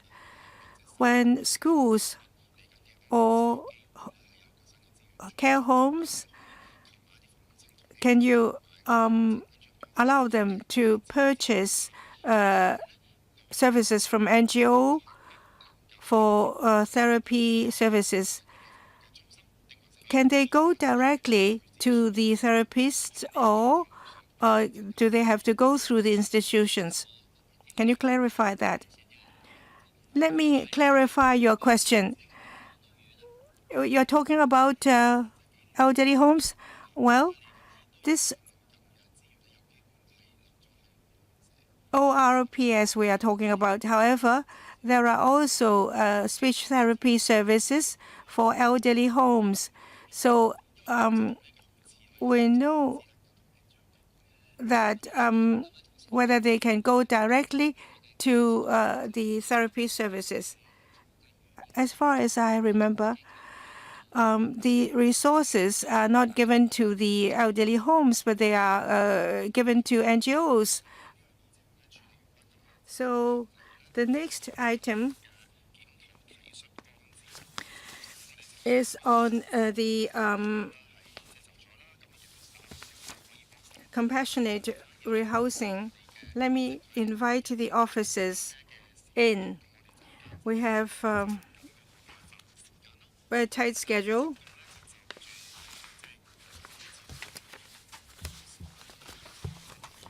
For the compassionate rehousing, this is a problem that we very often face. Now, we have the administration that can be present here to answer your questions. Do you need to brief us or walk us through on this review?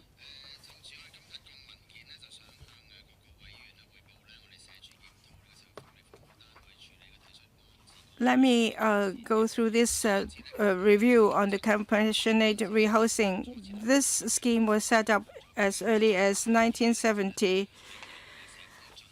and it has always been the social workers to assess and recommend for those who have genuine imminent housing needs, but owing to their social and medical needs under specific circumstances and when there are no feasible means to solve their housing problems.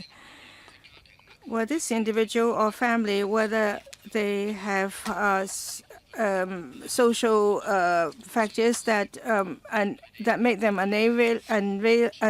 unable to meet their housing problems, we rely on the social workers for their professional assessments.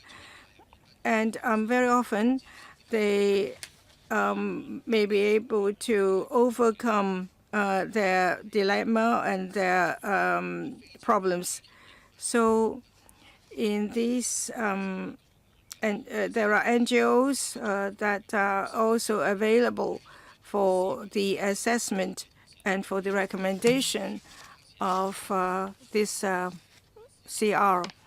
And there are also exploration of other alternatives. The PHR is a very precious resources. So we are working towards the consistency in assessment and vetting.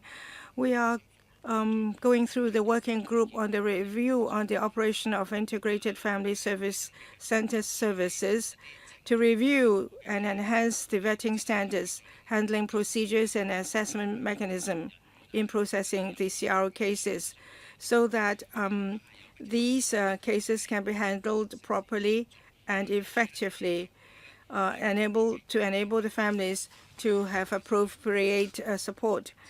So we have a platform, and we have collected the stakeholders' views. Apart from the difficulties encountered and the solutions,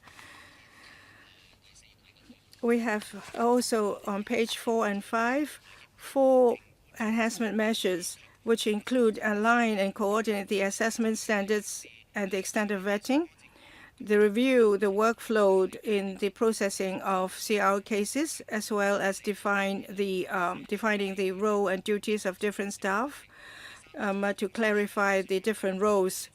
There is also a review of guidelines for the processing of CR cases and updating the procedure and time frame, and also the enhancement and understanding of the various stakeholders and the public on the purpose and nature of CR.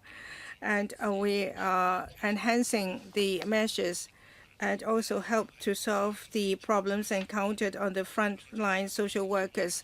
We have a special task force to review on the extent and the scale of standards and scale of vetting of CR cases.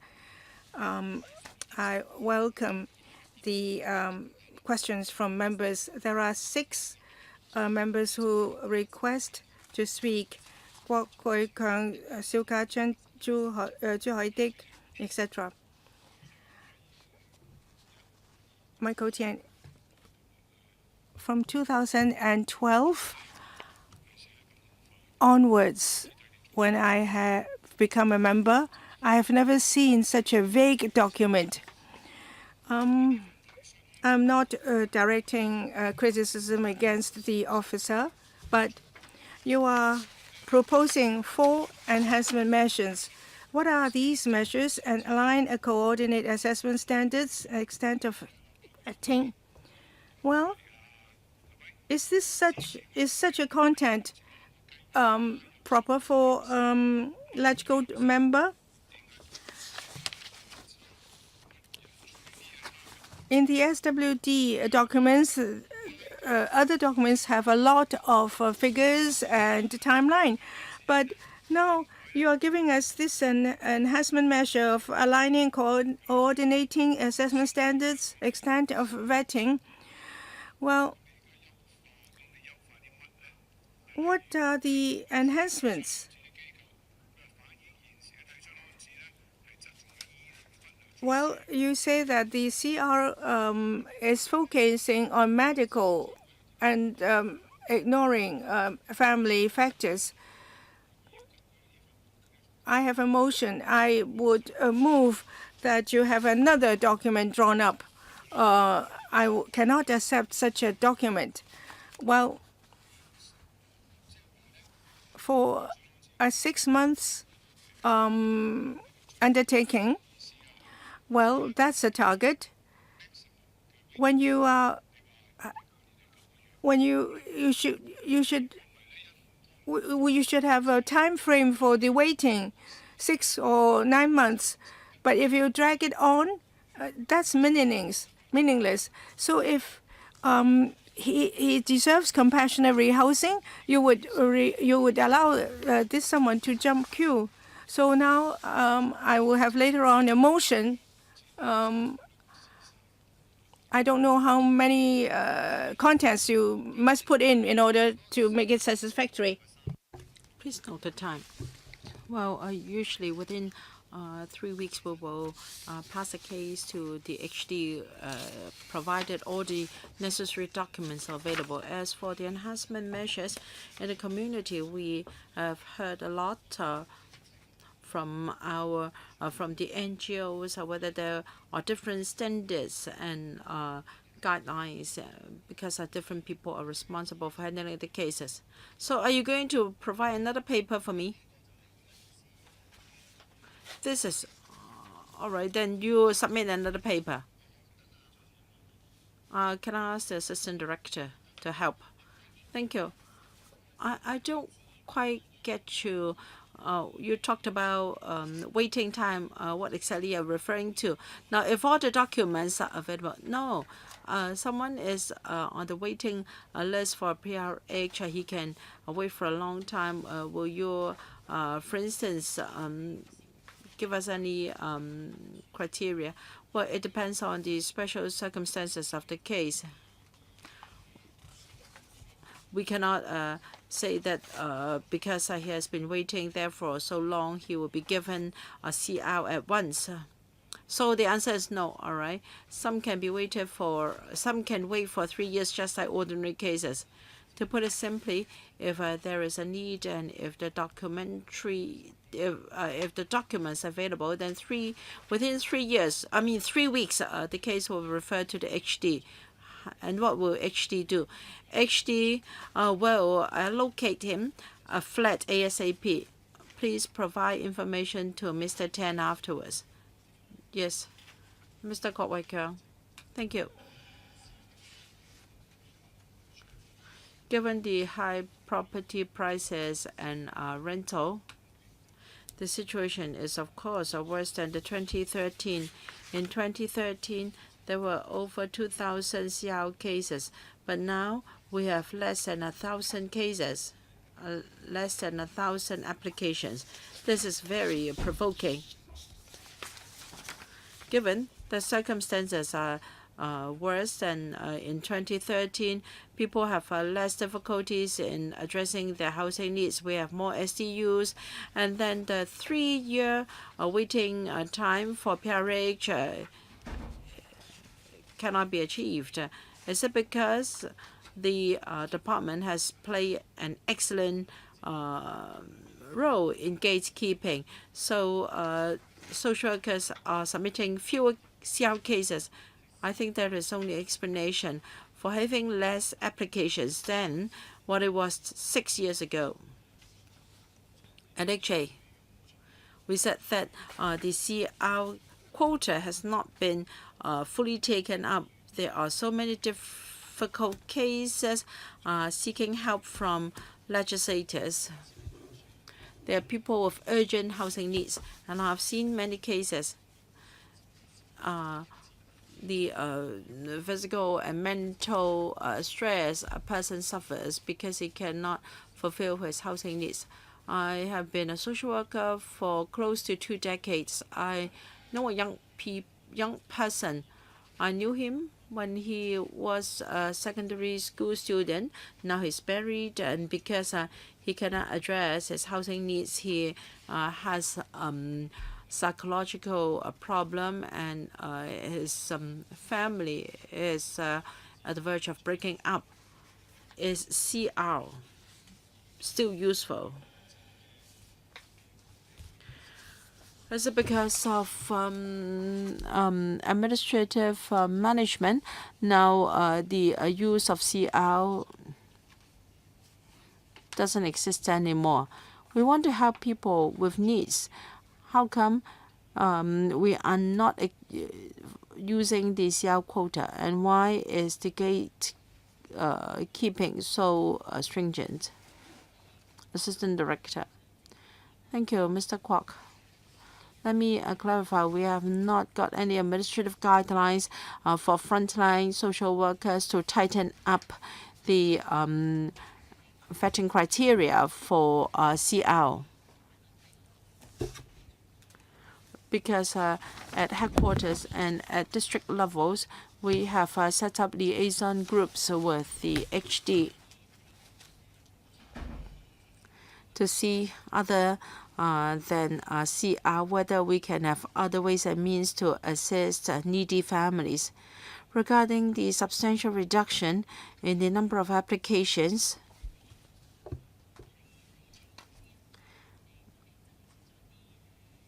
in view of this, in the coming quarter, we have got a dedicated staff to go to different districts in order to align the assessment standards in different districts. We're going to review cases, and our staff at headquarters and at district levels will discuss to see whether there is any misunderstanding or discrepancy in assessment standards among different social workers.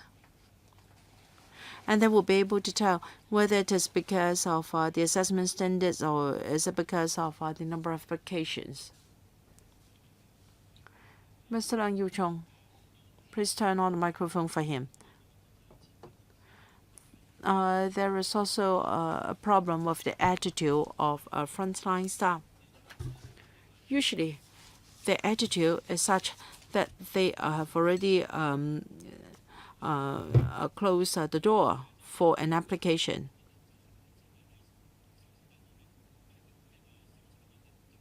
Well, if a case is assessed to be not eligible, that's fine, but will any follow-up work be done? No, the answer is no. Usually, the applicant will be asked to leave. Usually, when someone comes to apply for CL, he must be in some difficulties, and if the social worker doesn't offer him any help, then I think he has committed a professional misconduct.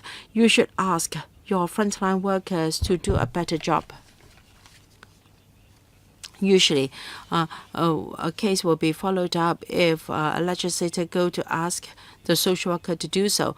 And usually, your colleagues will tell us that they use social factors to make an assessment. They do not just consider medical needs. Well, social issues can include domestic issues and relationship within the household, so on and so forth. It's not easy to have general guidelines for assessing cases. But I think for some serious issues, I think the social workers should give some consideration. Very often a case is rejected without giving any reasons, and the applicant may not know what are the justifications, and they don't know what to do. I think you should address the issue of the reasons for rejection.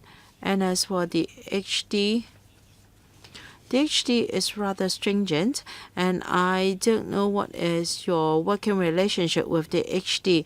Has HD made life difficult for you? Is it really true?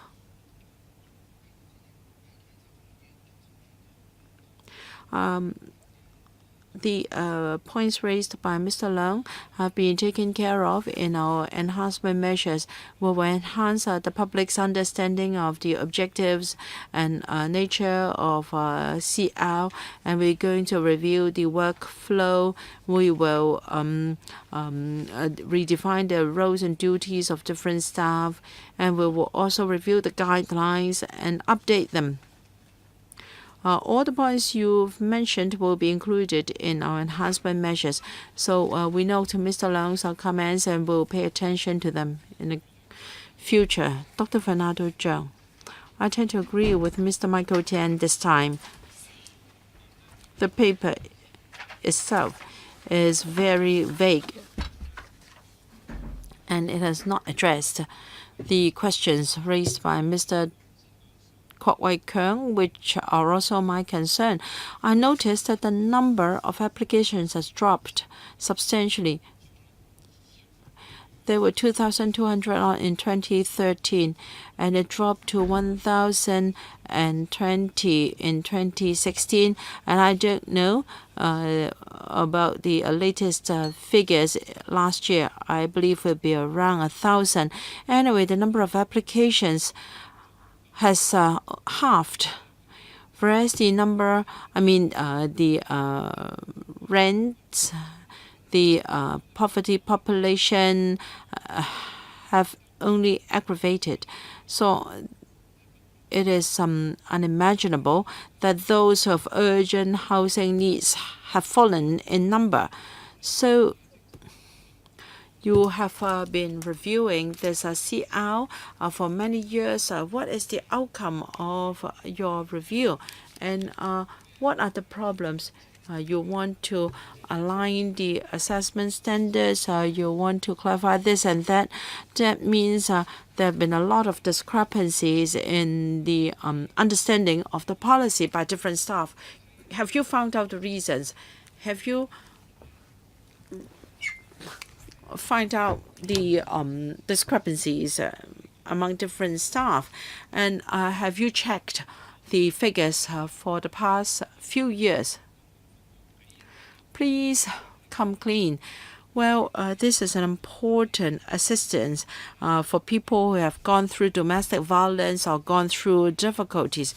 Even though you may provide rent subsidy for them to apply to rent subdivided units, very often they need medical proof in order to be able to find such accommodation. Can you tell us why the number of applications has dropped? The Undersecretary said the number of applications has dropped, but there is no case of application. Someone in need cannot apply for CL. There must be the recommendation of either the doctor or social worker. Please do not mislead the public into thinking that if you have an urgent need, you can apply for CL. Yes, we have noticed this phenomenon. We have seen in a drop in the CL cases. Perhaps this is because of various housing assistance schemes.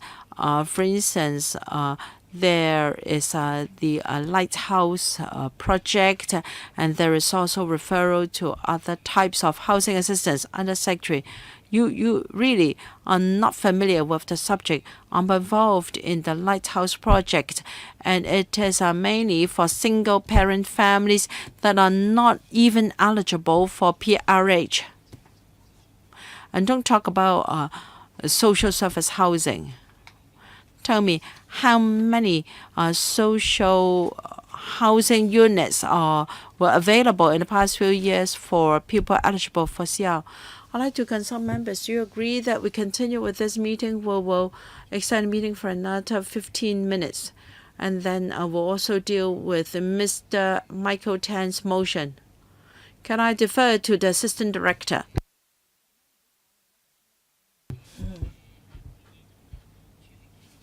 Well, we have got meetings with the HD, and it has simplified other schemes for housing needs. As said by members, some people have poor relationship with their family members, and if they ask for the household to be split, and we have dealt with such cases by means of other schemes and not resort to CR. And we have also tried to understand from HD. There is more supply of PRH units in extended urban areas. So in the past, recommendations were due to social factors or family reasons. They could only apply for anti-PRH units. Some may also need a change in the neighborhood. So these cases were dealt by means of CR. Now we have more PRH supply in urban areas. Some of these cases might have been handled through the normal mechanism, and so they do not require CR. Well, what are the measures taken? For instance, meeting medical needs. Well, we have clarified that it is not a matter for the doctor to support his application. Whereas if there is a special medical case, well, then we'll consider that together with the social factors. It is not as if you need a doctor's recommendation. As for social factors, we understand that each case is different, and we have to understand the whole situation of the applicants. Well, this is not a PRH application. However, if there is request from a case, and we take into consideration the social factors and the medical need, and if the compassionate rehousing can solve his problem, then the applicant has to fill in forms. But it is not a public application as for the run-of-the-mill PRH application. Well, for the follow-up, if there are cases that follow-up has not been done, then we'll look into it. Mr. Siu Ka-chun, thank you. I support the motion by Mr. Michael Tian. Well, if you rewrite it, so how many applicants, how many recommendations, how many approval? So we need to have these three figures for the last few years. Mr. Tian might not notice that apart from this terrible drawing up of the document, there is also a problem in consultations. In 2008, there is a public letter by an institution. It says here that the AD, Mr. Pang, you have distorted the colleagues' opinion for the special team. You said here that this divergence of views are not supported, and you rejected the discussion on the special team. So the SWD has been one-sided in this consultation. I hope that you can look into that. Among the social workers, this has been a problem of pressure. Very often, the NGO needs to do this assessment, and very often the complaints are leveled against these colleagues, creating a lot of pressure. What are the plans that you have to reduce the pressure when the social worker is faced with such applications for CR? In 2017, in March, we collected the views for the first round of consultations, and we have also requested views from the social workers. And members, you mentioned paragraph 9 and 10 for the enhancement measures. We listened also during the consultations the stakeholders' views. Now we have different views as to the special task force. Any supplementary response? Thank you. During the consultation, apart from the focus group, In 2018, September to October, we have another round of consultations on the views expressed, including NGO, including within the SWD. The most of the views object to this special team. During the discussion, we have not had very specific clear views on ST. There have not been any clear proposals. Well, we can accept the setting up of special task forces within these institutions. Mr. Chiu-hung, after his intervention, we can deal with Mr. Tian's motion. I hope that I do not have to wait for a rewrite of the document. You said here that from 17 and 18, there are 850 recommended CR cases. I'd like to know how many applicants. For 17-18, how many applicants for CR? There are 990 applications. Well, another further question. For 1,013, there are 1,900 approved in 13 to 14, and there are applicants. There were 2,206 applicants. Well, there is a reduction in these figures. Is it because, as you said, because there are other arrangements so that there may be people that won't even apply? I am talking about not the recommended cases, but the applicants. Yes, indeed, we have different channels of help. I think there is a misunderstanding here. In 17 and 18, the SWD has recommended 850 cases, and there have been 990 applications from 17 to 18.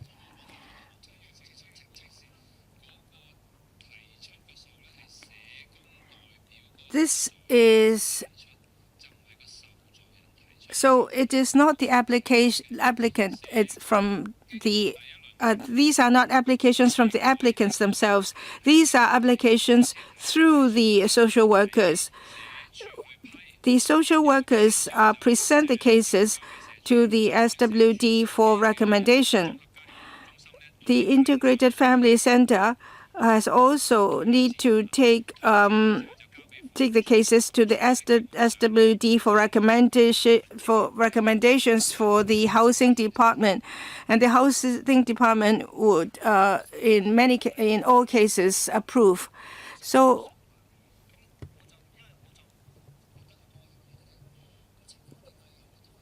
well, for Mr. Wai-keung case, there must be lots of applications. How can it be that there is a reduction under the circumstances, the current circumstances? If you are talking about different standards, when you reform it, would you have a centralized approval?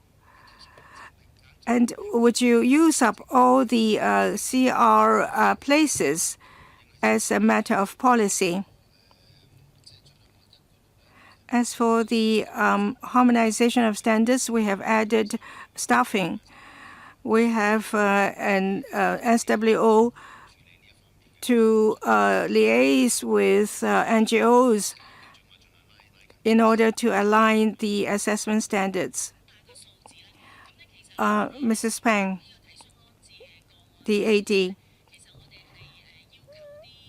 we ask all colleagues, as far as the case is submitted, then we include this number. It is not that whether they think that it is legible or not for recommendation. Mr. Tian, for your motion. So, well, this CR aims to meet the urgent needs of rehousing needs. Well, for the review of the document is vague, so and it's lacking with optimization of measures. So it's difficult for us to have a detailed discussion proposals. We urge the government to provide submit detailed assessment criteria, processing, etc. So we have passed the motion unanimously. Now we like to remind the panel we have a special meeting in February. And we have another special meeting on 19th Saturday from 9:30 to 2 for individuals and the public to discuss the long-term development study for young children care. The meeting is adjourned.